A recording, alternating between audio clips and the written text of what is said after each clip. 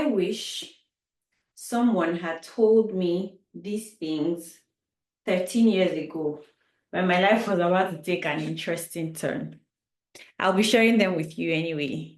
And by telling you my story of being the new girl in secondary school, you would learn a thing or two or three about how to stop being an outsider or stop feeling lonely when you are in a new place.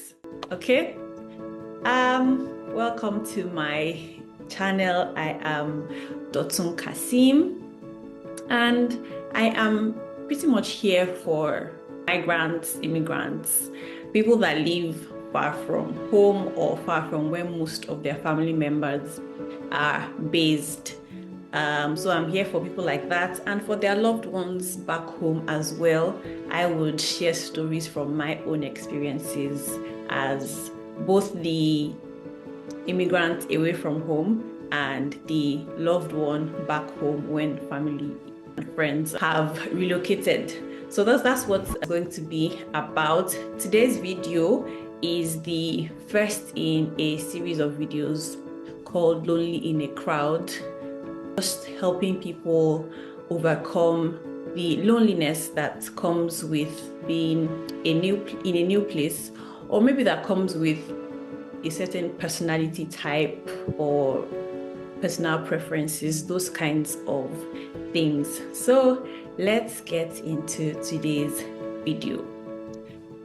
I am sharing about my experience as a secondary school student. So while this video would be helpful to anybody that has relocated or changed locations at any point in time of their lives, I would particularly recommend it for parents of teenagers and young children who are undergoing a transition, like school change or country change, city change, that kind of thing. It is Children's Mental Health Week, and I'm just hoping to use this to contribute to knowledge about children's mental health and things that affect young children. But that said, it's for everyone. It's not for children alone, because there are lessons that I learned then that I still put to use now. All right, that's a lot of talking. So let's get into the story. What's the story? My life was perfect, right? Until it wasn't. I was loving my life in the school that I was, GS1, GS2, that's 7th grade, 8th grade, depending on how you define classes for children. Yes, so I was a happy child in a good school, a well-known school, like one of the best schools in my city, situated at the center of the city. I had friends, I was in the hostel, so I had access to like older students, the seniors, and I can say they liked me, I liked them. I didn't used to get into trouble. My teachers, I could say I was teacher's favorite in some regard. I just had a really good life. Then I had an older brother. You know, people that have older brothers, like, or older siblings in school, they just kind of pave the way for you to life, because their classmates now see you as their baby sister. I had a good life until I didn't, right? Overnight. It felt like it was just overnight. The decision was made for us and we were plucked out. How I felt and how I still like think about it, like uprooting a plant from a happy soil. That's how I felt. So we're plucked and placed in a different school that we had never heard about until it was time to move schools. So it was not a well-known school and it was in a remote location. Like, it was far from the city center, far from where like all the activities and bubbly things used to happen. So it was hard. It was such a tough season. I came across one question one time. What would you tell your 12-year-old self? It wasn't cute because I was 12 at that time. Just like, I'll tell her, brace up, girl, brace up because you are about to step into a very turbulent time. But the good news is you made it to the other side. Okay, so how did I make it to the other side? That's what this video is all about. But I would like to point out that not every school change experience is turbulent or is like stressful. But I'm sure, I don't know the numbers or the ratio, but a good percentage of people who are changing schools on the back of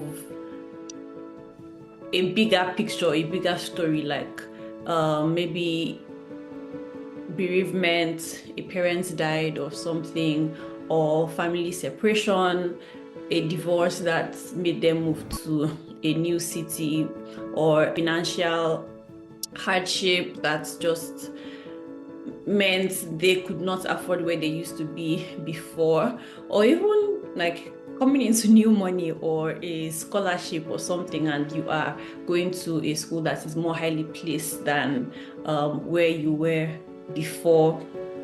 There's just usually a backstory to some school change experiences, and sometimes those are traumatic, like in themselves, on their own, without adding the school change to the story.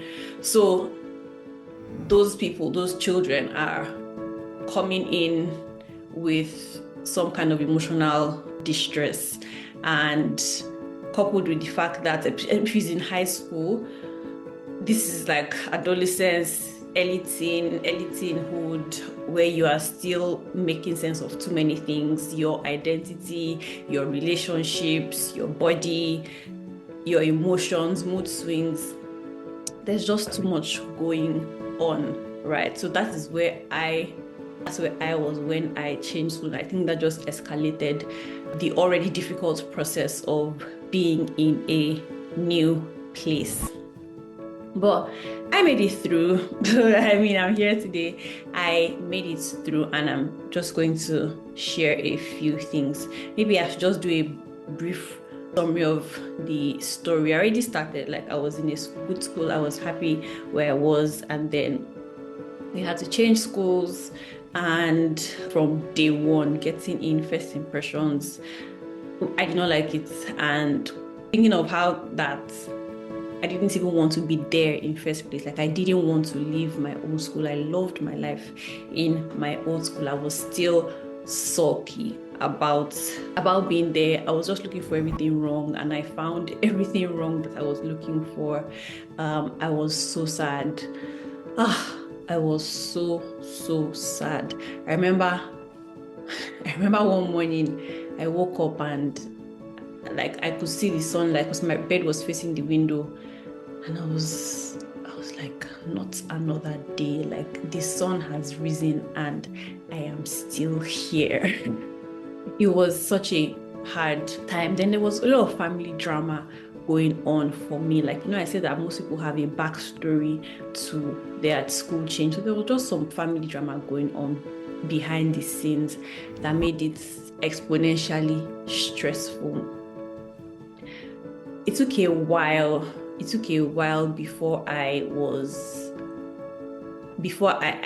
felt happy in that place. Like maybe months before I finally felt happy. I wasn't happy at all. I was so sad. I was depressed. I used to cry myself to sleep. But what changed? Let's see. Or what would I do differently? Like if knowing everything I know now, what would I do as 12-year-old Dotun, or what would I counsel 12-year-old Dotun to do based on the whole experience? Well, I'll say, okay, to cut short your days of depression, just from the get-go, know that where you are going to is different from where you are coming from, and that is okay. There are two different places. Just stop the comparisons already. Don't go into the new looking for the old there. You left the old already, so open your eyes to see this place for what it is. Don't don't compare, because the more you compare, the more depressed you are going to be. There would always be something missing. There would always be something in this new place that is different from what the old you liked had. So yeah, just drop the comparisons already. Another thing I would say is find something, at least one thing that you like in this new place. It is not possible. It is not possible that you would absolutely dislike every single thing about the new place. There must be at least one thing that you appreciate. And you know, there's a saying that says energy flows where attention goes, and what you appreciate grows.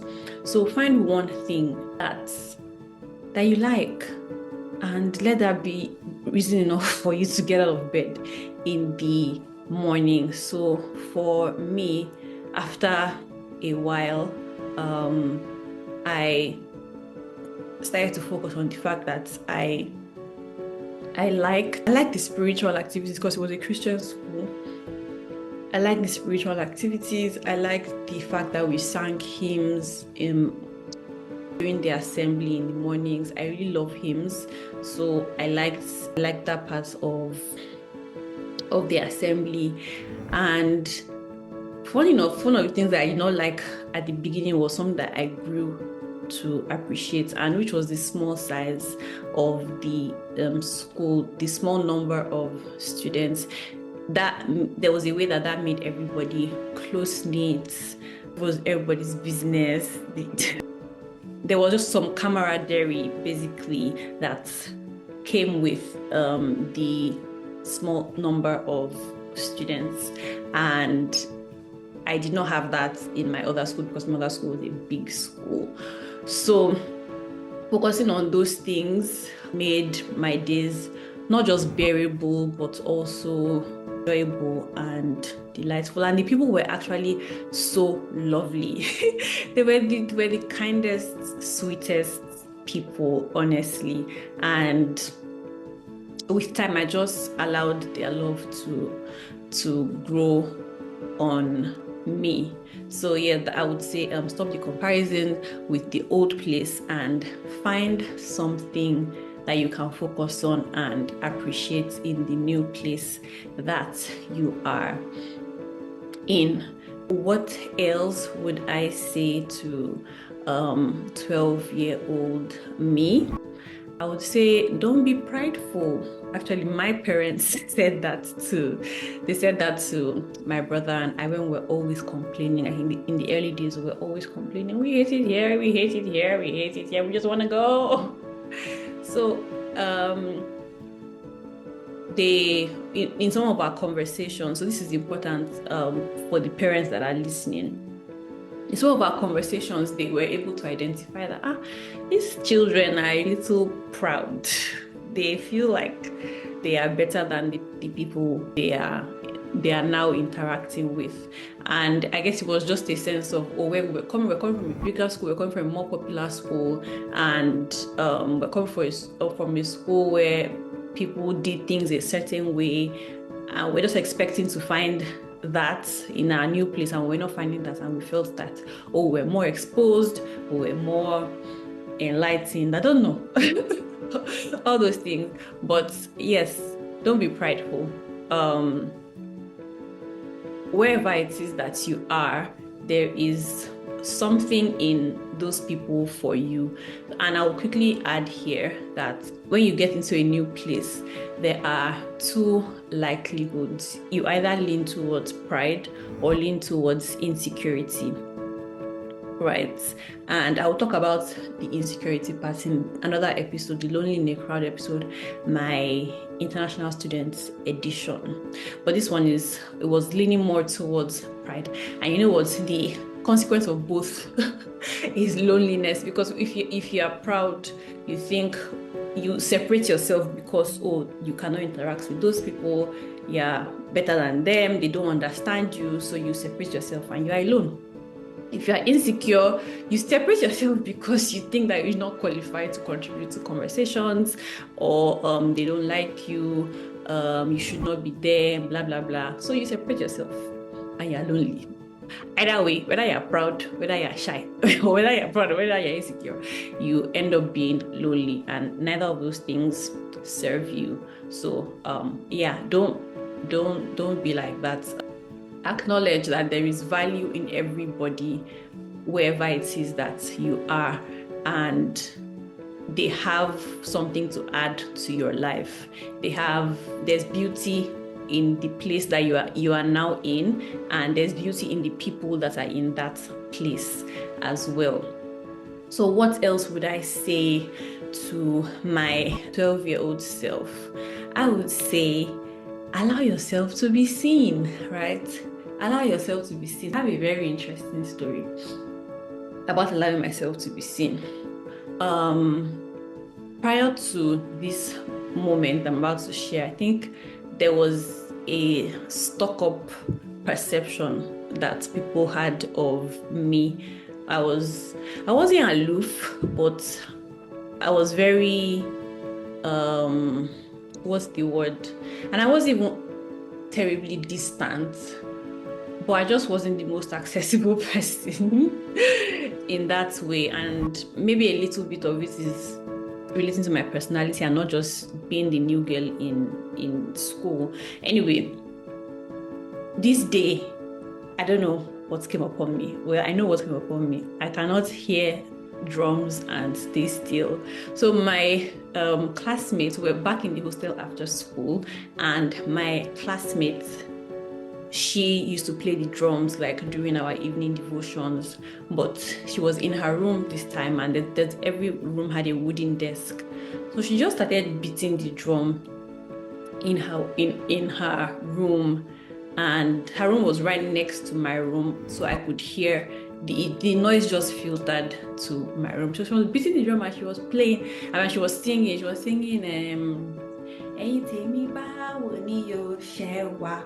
I don't know. I flew. I just heard Shewa like this. Something came up inside of me, like my real self. My real self that cannot say no to drums. It flew, I flew. I literally just, I recall that experience. It was one of my most impulsive actions. I did not think, like I wasn't, oh, should I go and dance? Should I not go and dance? I just heard the drums and I flew to her room and I started dancing. I was boogieing down, okay? I was dancing and she was so surprised. I don't know if she then called other people or I don't know how, but I became a sensation. And we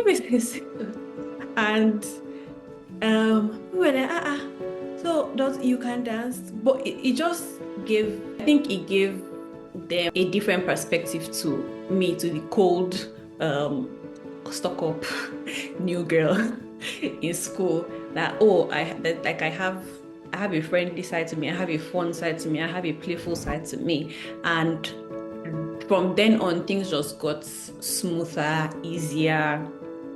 And that night, when the rest of the hostel heard that what I did, I think they gathered in one room and made me a spectator.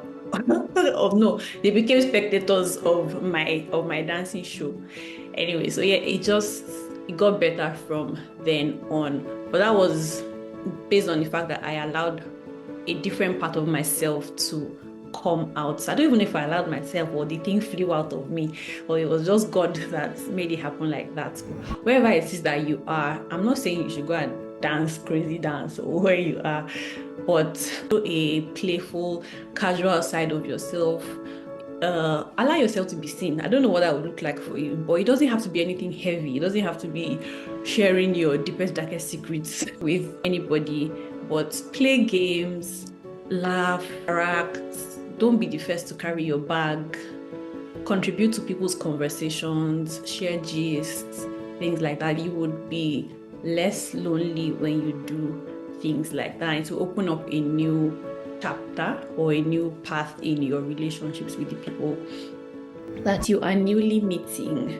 And one other thing I would say is receive the relationships that come to you. I think I think that in almost every place that I have been in, there has been that one relationship or those two relationships that, in addition to like all the other friends that you make, they're just somewhat special. So now I look out for them when I'm in a new place. I actually say, okay, so who is that person that is going to fill the space that these people filled for me in other spaces? You get? So for me then it was one girl, she was the head girl. She was a whole 3 years ahead of me, but I don't know, her friendship to me in that year, and she was in her final, she was in SS3, so she was there for just 1 year. It was so heartbreaking. There was only 1 year that we got to spend together, but it was so precious. Her friendship to me was really a gift, and I am grateful to myself for allowing myself to receive.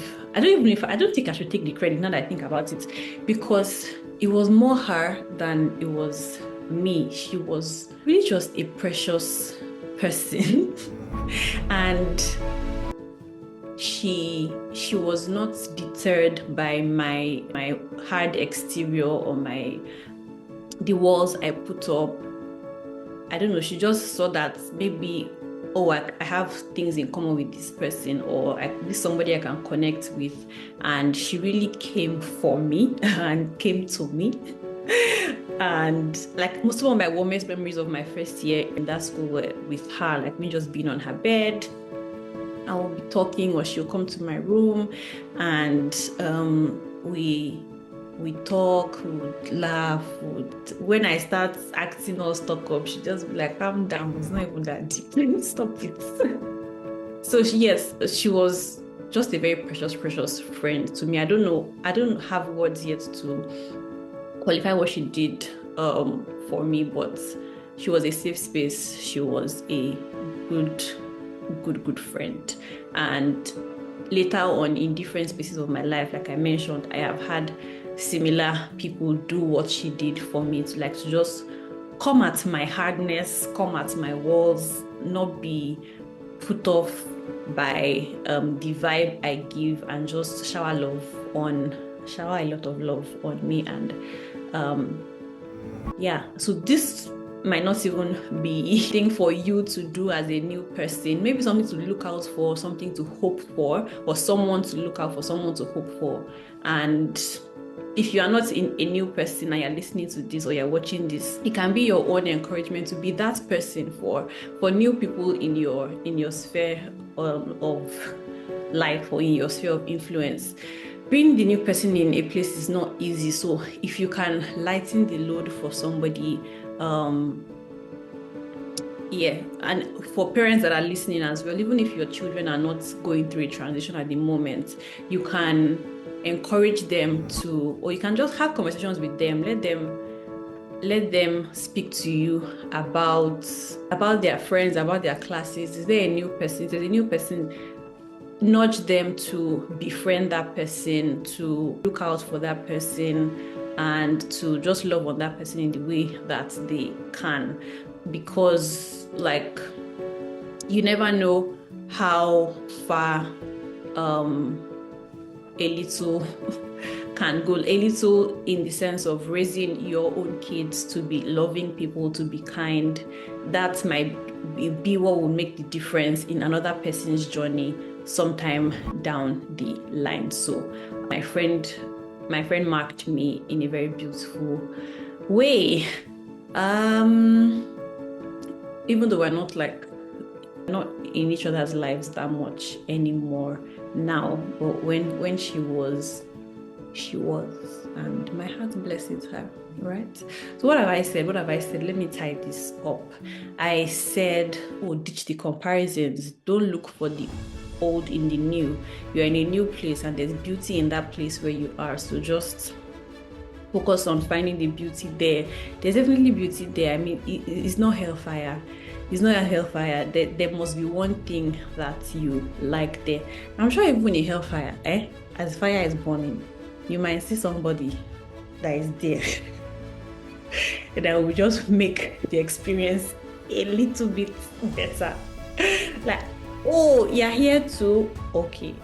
That makes it better. So yes, focus on the beauty that is where you are. What else have I said? I talked about pride and insecurity. Don't be prideful. Don't don't be prideful. And another episode I talked about don't be insecure. And I also talked about, please remind me, to be honest, I can't remember the things that I shared. Oh, I talked about allowing yourself to be seen. Allowing yourself to be seen and to giving people an opportunity to connect with you on a different level. And finally, in your heart to receive the gifts of friendships, desiring a true friend for yourself in that place where you are. And if you are not the new person in the block, making the effort to be that person for someone else. So that's the end of this video. I hope you enjoyed my story, and don't forget to like, share, subscribe.